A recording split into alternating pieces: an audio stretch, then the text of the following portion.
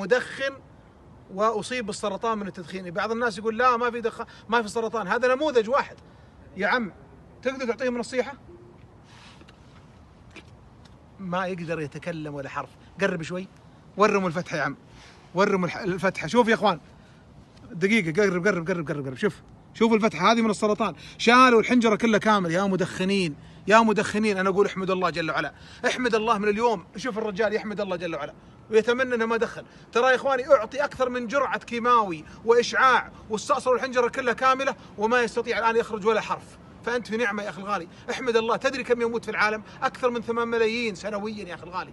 المملكة هنا في بلادنا الحبيبة ينفقون على المصابين بالسرطان من التدخين الآلاف المؤلفة. يموت عندنا في المملكة الآلاف المؤلفة. فإذا كان عندك يا أخي الغالي حرارة في اليدين أو تعرق أو حرقان أو كتمة في الصدر أو حموضة في المعدة أو مثلا ضيق في التنفس أو حرارة في البول، فاعلم يا أخي الغالي